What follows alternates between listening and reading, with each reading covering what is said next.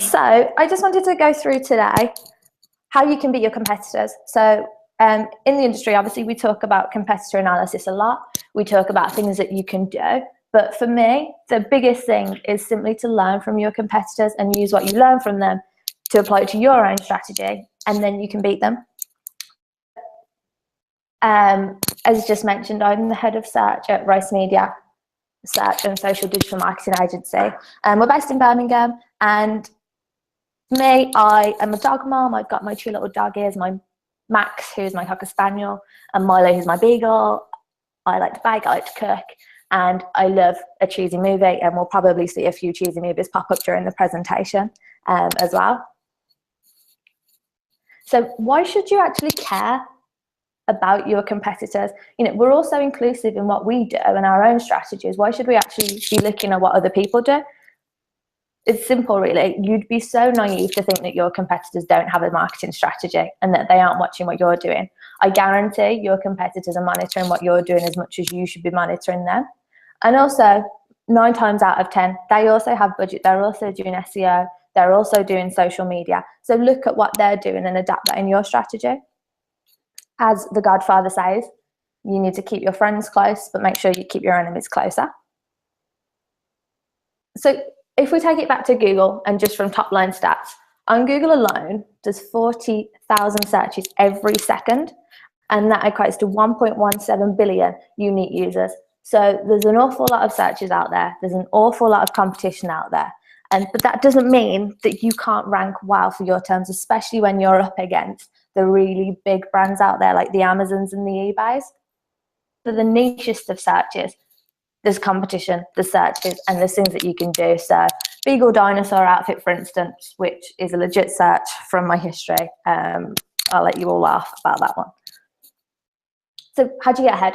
There's 5 things that I'm going to touch on that I think are really important for getting ahead of your competitors.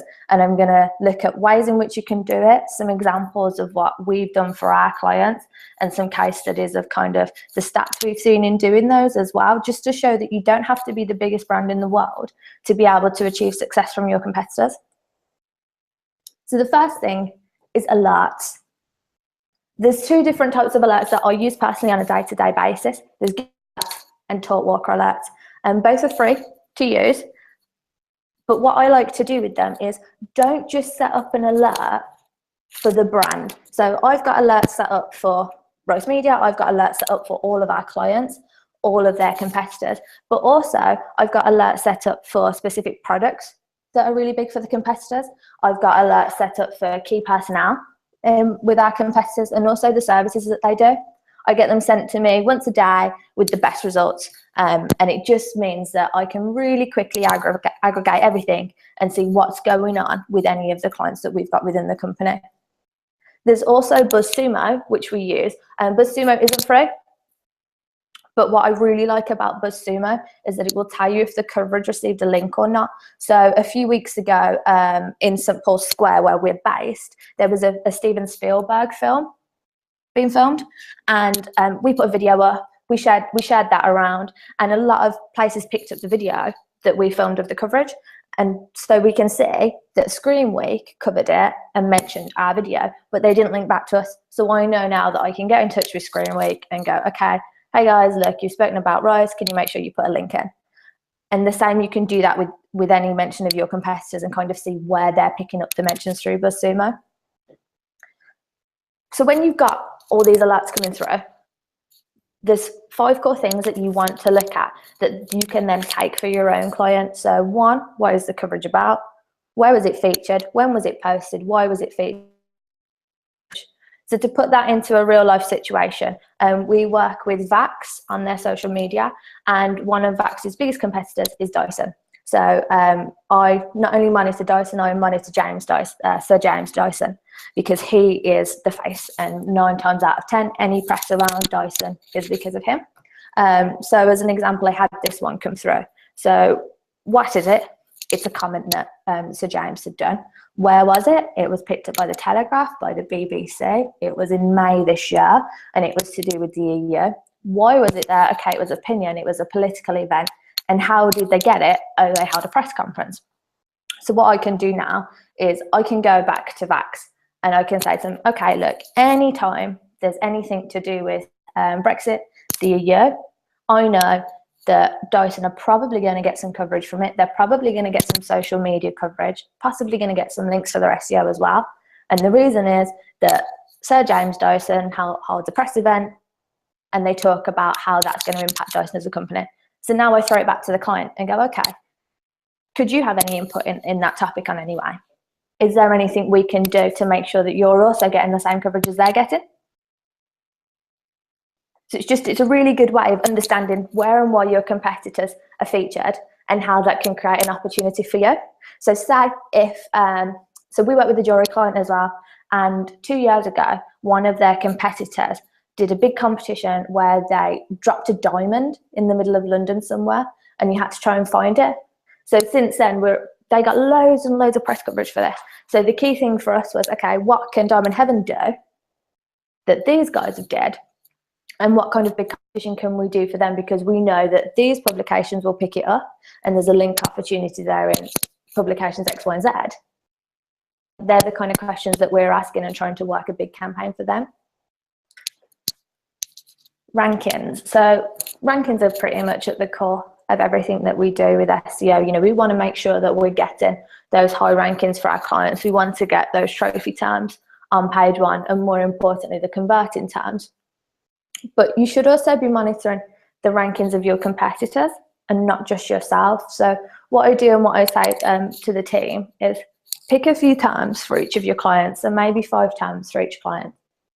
Monitor who ranks on page one for every single one of those terms. And the thing is, if you look at that every single day, you don't necessarily need to make a note of it, but if you'll start to mentally see and notice the changes, and then you'll be able to pick up why the changes are taking place. So when we worked with ATS, I was looking at tyres every single day because I knew that that was their trophy term. And I could tell you any change Halfords had made to their meta description or meta title that might have impacted the rankings. I knew exactly what date anybody had made a change. But the thing is, then we could learn from that. We could then go, okay, this has worked for Halfords, we should do this. So in analysing why, you can then make the changes yourself to hopefully see the same improvements for your client.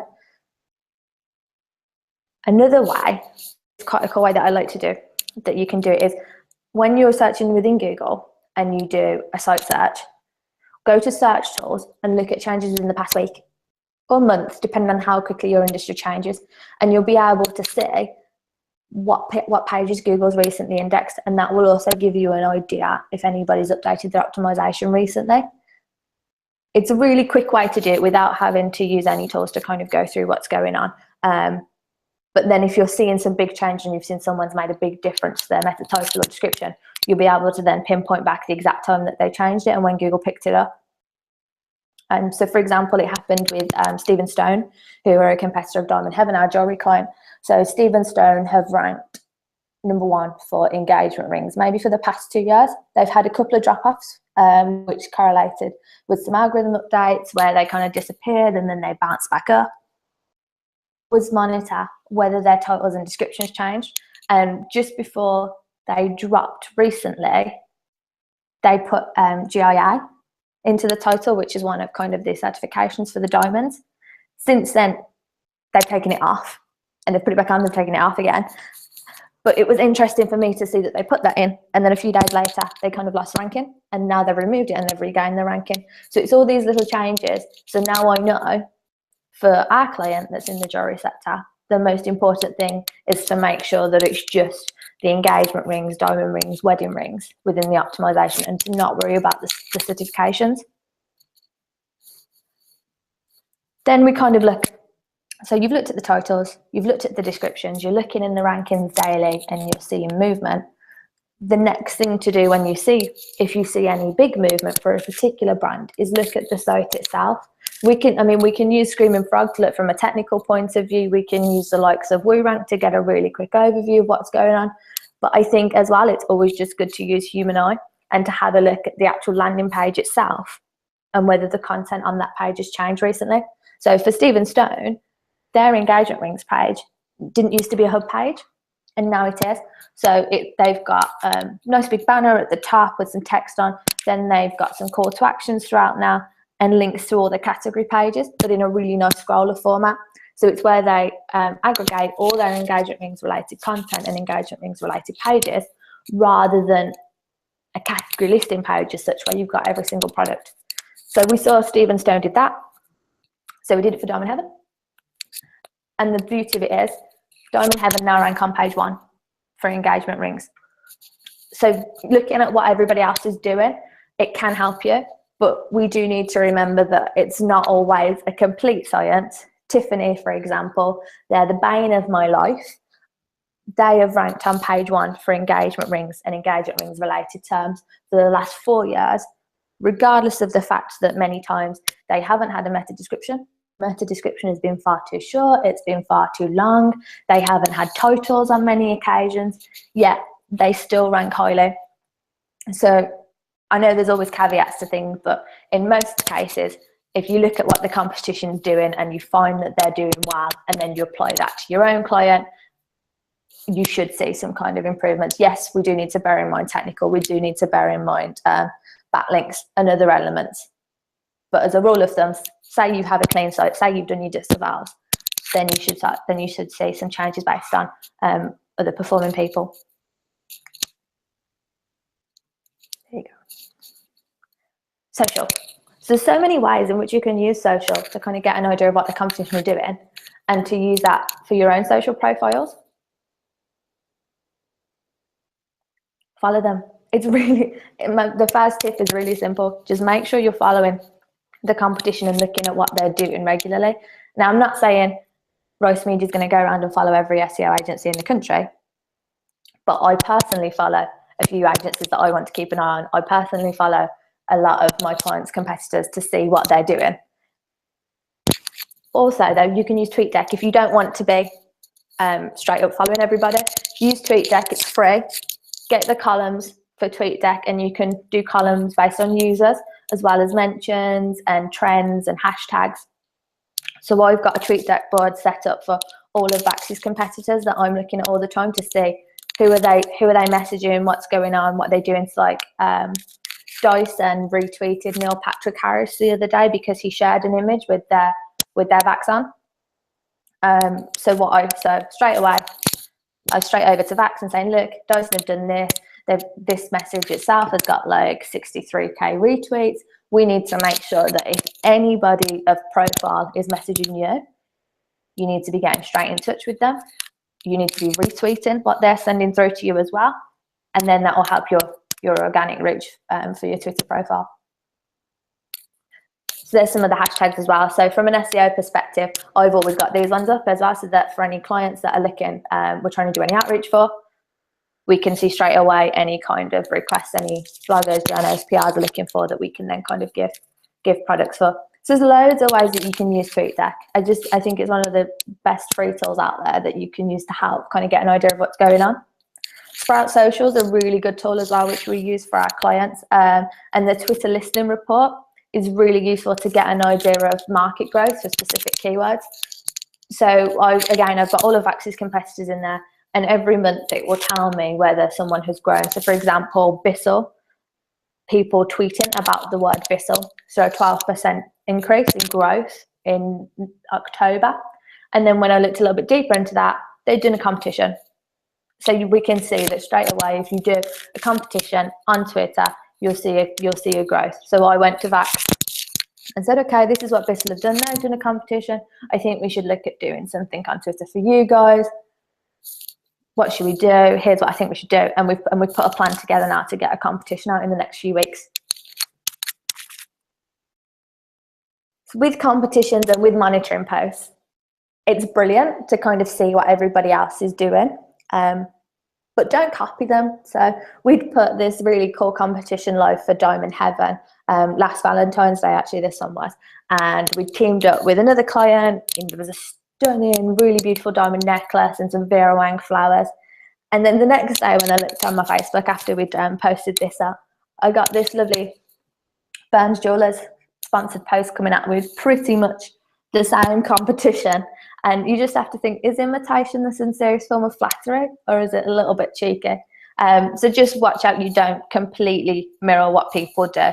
So look outside, look at what people are doing, but don't just completely copy it.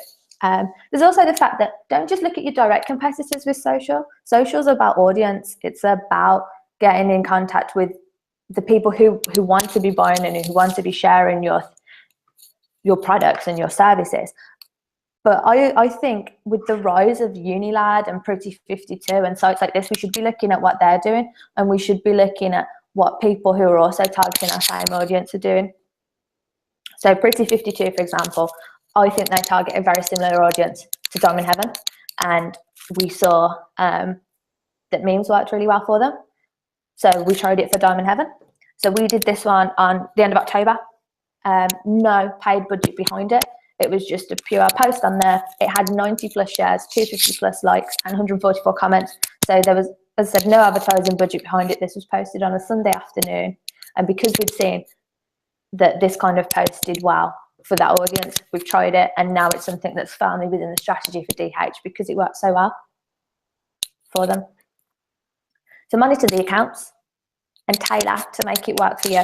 That's my best advice for social. Content's such a cool one to monitor what your competitors are doing and then use it for yourself. And it's so easy to do. So first thing you want to ask yourself, where is the content featured for your competition? Where are they getting their posts out there, whether it's infographics, guest blogs, any competitions they're doing online? Where is it? So the easiest way to do it with an infographic is do a reverse image search. So again, coming back to Vax as a client, I saw that Bissell had done a graphic about how clean your house was. So I just did a really simple reverse image search within Google, and it came up and it showed me that Yours magazine, which is a target magazine for Vax because it's the right age group, it's the right audience, and also a blog called Cushy Number had featured it. So there you go. So Cushy Number had done it in May, and then Yours had also covered it in May too. So then I wanted to know, okay, so brilliant, they've covered this. I can see that they then might cover some of our stuff, but why did they feature that graphic?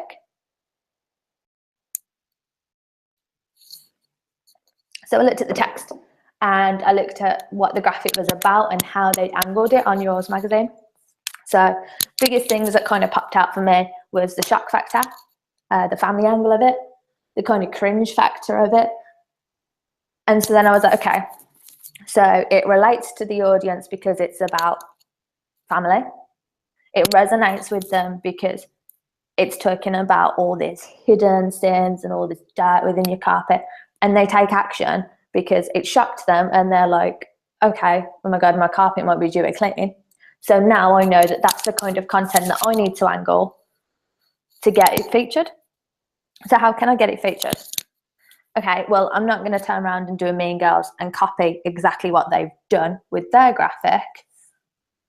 What I'm going to do is I'm going to focus on the reasons why the content was featured and use the relationship, how it resonates and the action from it to get Vax's content. So I know now that we need some actionable cleaning tips that will protect your family from the germs that lurk in your home. So we've started this month, and we've got the 12 cleaning tips of Christmas that are coming out on social as a starting point.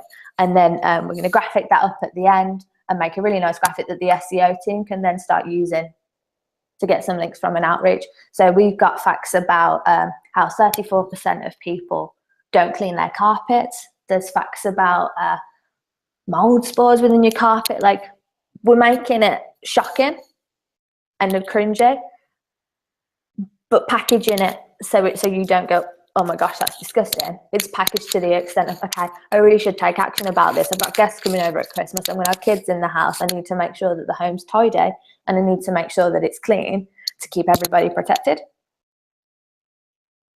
So learn from the success and also the failure of your competitors, because as we all know, we can produce infographics, we can publish them out, but that doesn't mean they're going to get a really good pickup. So also look at what didn't work for your competitors and then apply it to your strategy. Now, the final way is links. Historic links are so great for an overview of what our client's done. But I think new links are the secret to this and are the best way to work out exactly what your competitors are doing at this moment in time. The easiest way to find the new links is with Majestic.